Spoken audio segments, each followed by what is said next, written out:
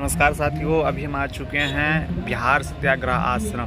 देखिए, मेरे मन में कई दिनों से एक सवाल बन रहा था और शायद आपके मन में भी ये सवाल आ रहा होगा कि आखिर ये सत्याग्रह क्यों किया जा रहा है, बिहार सत्याग्रह आश्रम क्यों लगाया गया है। तो देखिए, बहुत बड़ा यहाँ से वहाँ तक बड़े बड़े फ्रेम लगा है, पिक्चर लगा है, जो कुछ तस्वीर जिसमें महिलाएँ जो दर्द में हैं, जो शराब जो लोग पी के मर रहे हैं, शराब की कैसे तस्करी होता है, और भी सारे जैसे कि स्कूल में कैसे टीचर आते हैं लेकिन कुछ पढ़ाते नहीं हैं। तो ये बड़े बड़े बैनर जो लगा है, इस बैनर पे कई फ्रेम में बांट के देखिए बहुत सारे चीज़ लिखा भी गया है, बताया गया है उसके बारे में। तो अभी हम यहाँ से पूरे एंड तक जाएंगे और हम आपको बताने का प्रयास करेंगे आखिर यह सत्याग्रह क्यों किया गया है।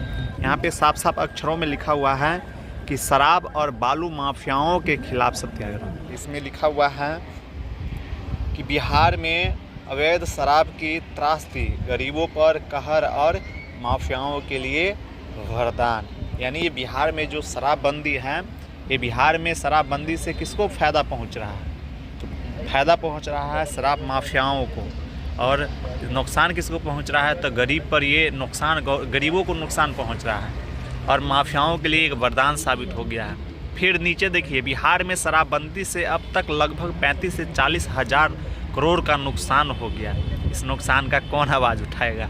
सरकार तो अपना वोट बैंक के लिए तो शराब बंद किया है, लेकिन नुकसान के बारे में कभी चर्चा नहीं करते हैं। बिहार में 1000 लोगों के लिए मौत का जाम बनी जहरीली शराब। 6000 सालों में अब तक 1000 लोगों की मौत। सारण जिले में सबसे ज़्यादा जहरीली शराब से मौत, जो पिछले साल आप सुने होंगे।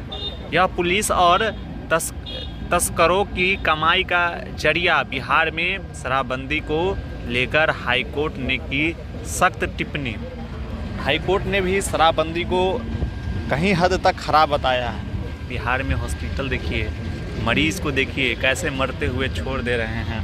और देखिए यहाँ पे सबसे बड़ी चीज़ देखिए, यहाँ पे क्या लिखा है कि हर महीने 350 करोड़ का चूना लगा रहे हैं बालू माफियाओं सरकार को। लेकिन सरकार देखिए कैसे सोया हुआ है। अब हम देखिए पीछे हो गया, आपको पूरे जो ये पोस्टर में जो कई फ्रेम बनाया गया है, इसमें आप पिक्चर अच्छे से देख सकते हैं। अब देखिए यहाँ पे जो बिहार के लोगों का दर्द है, बालू माफिया ऊपर है, जो बालू माफियाओं का सीन दिख रहा है। और जो बीपीएससी जो प्रोटेस्ट चल रहा था 29 तारीख को, जो पुलिस ने छात्रों पे जो अपना वो रूप दिखाया था, जो रूप कहीं ना कहीं छुपा के रखा था, लोगों से वोट बैंक, लोगों से वोट ले रहा था। ऊपर में देखिए क्या लिखा है कि ध्वस्त शिक्षा एवं भ्रष्ट परीक्षा व्यवस्था के खिलाफ है ये सत्याग्रह। ये सत्याग्रह किसी एक मुद्दा के लिए, किसी एक बात के लिए नहीं है। ध्वस्त शिक्षा एवं भ्रष्ट परीक्षा व्यवस्था के खिलाफ है ये सत्याग्रह। ये सत्याग्रह क्यों है? यहाँ देखिए फिर से ऊपर में वही है, ध्वस्त शिक्षा एवं भ्रष्ट परीक्षा व्यवस्था के खिलाफ है सत्याग्रह। और नीचे लिखा हुआ है कि बिहार में कब कब पेपर लीक हुआ।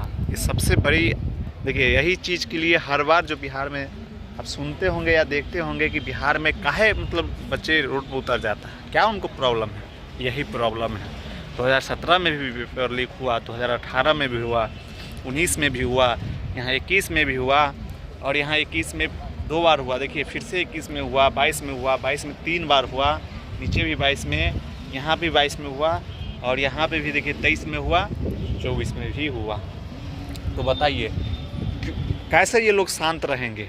जिनके परिवार के लोग अपना पेट काट के इनको पढ़ने के लिए पैसा देते हैं, वो जब अपना एजुकेशन पढ़ाई पूरा कर लेता है, परीक्षा देता है, तब उस समय पता चलता है कि क्वेश्चन ही लीक हो गया। ऊपर में देखिए, बदहाल स्कूली शिक्षा व्यवस्था के खिलाफ है ये सत्याग्रह।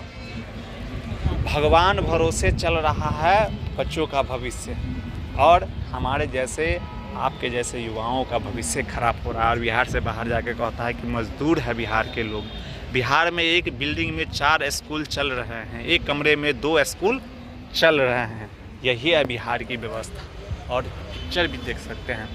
नीचे देखिए, नीचे बच्चों जो मतलब जो कुछ बच्चे हैं उस पर बैठे हुए हैं, और नीचे देखिए क्या लिखा है कि 2 शिक्षकों के भरोसे 2400 छात्रों का भविष्य। मतलब ये 2 शिक्षक कैसे पढ़ा पाएंगे 2400 छात्रों को? व्यवस्था बदहाल में कैसे होगी बच्चों की पढ़ाई? गोपालगंज में स्कूल में मात्र 2 शिक्षक और कितने स्टूडेंट? तो 2400।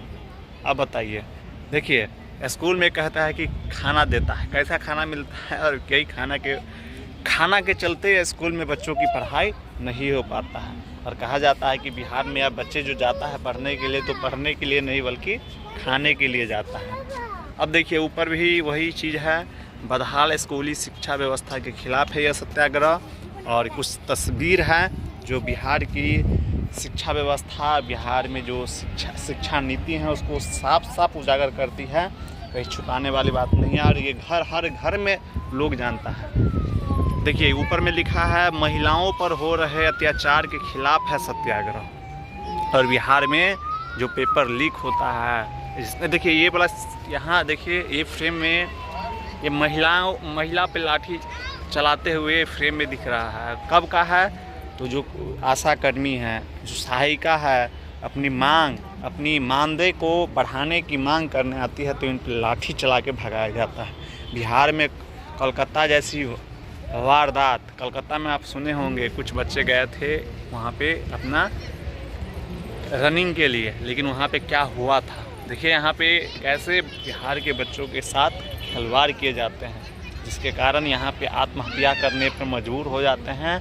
और बीपीएससी वाले मामले प्रकरण में आप देखे होंगे, सुने होंगे कि सोनू यादव किस प्रकार से सरकार के इस गलत नीति के वजह से आत्महत्या कर लिया। महिलाओं के आत्मनिर्भरता के लिए हैं ये सत्याग्रह, बुजुर्गों के सम्मान और स्वाभिमान के लिए हैं ये सत्याग्रह।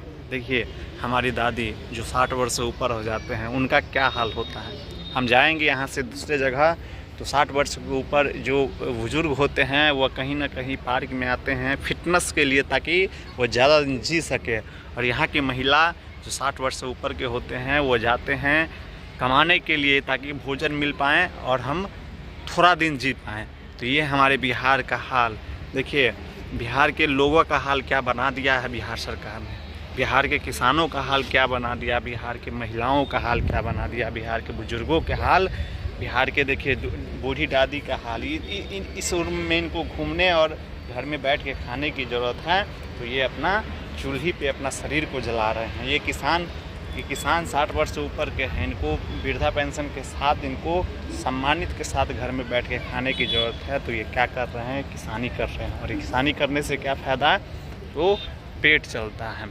यहाँ बुजुर्ग दादा को घर में बैठ के खाने की ज़रूरत है, दादी को बैठ के खाने की ज़रूरत है। देखिए इनका पैर देखिए, ये सब इनकी गरीबी के कारण, जितना भी ये चीज़ देख रहे हैं ये सारा गरीबी के कारण। ये दादी भीख मांग रही है, 2 वक्त के रोटी जुटा रही है। ये मजबूर कर दिया है बिहार की सरकारों ने।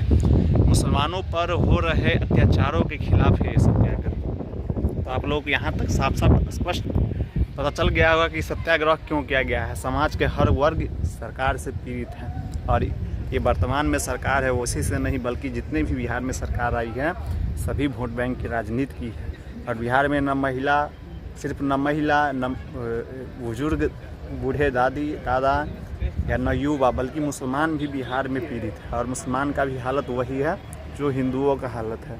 नीचे देखिए वही फ्रेम, वही पिक्चर, वही दशा जो आप पीछे देखे हैं। और यहाँ भी जब बारिश का मौसम आता है, बाढ़ का मौसम आता है, तो बिहार के जो गलियाँ होती हैं वो पानी से भर जाते हैं। ये सीमांचल में बाढ़ से तबाही का ये मंजर है। जो सीमांचल में बाढ़ आई थी तो लोग को घर छोड़ने पर मजबूर हो गए थे। और आप मधेपुरा सुपौल में भी कभी जाइएगा तो देखिएगा इसी प्रकार के मंजर देखने को मिलेगा। कोसी नदी की त्रासदी बिहार के आधे क्षेत्र को अपने चपेट में ले लेती है। मुसलमानों पर हो रहे अत्याचार के खिलाफ है यह सत्याग्रह। और कुछ तस्वीर है। अब देखिए किसानों की बदहाली के खिलाफ है यह सत्याग्रह। अब यहाँ से आपको स्पष्ट हो गया कि सत्याग्रह क्यों किया जाता है। देखिए किसानों की जो फसल कुछ होता है, कुछ अपना आय जो लगा के करते हैं या इधर उधर से लेके जो भी मतलब खेत में उपजाते हैं, वो भी अब इसके घर तक नहीं पहुंच पाता है। जब यहाँ फसल मतलब तैयार ही हुआ उस समय बाढ़ आ गया, जिसके कारण सारा फसल ख़राब हो गया। यहाँ पे फसल तैयार ही हुआ कि बाढ़ आ गया।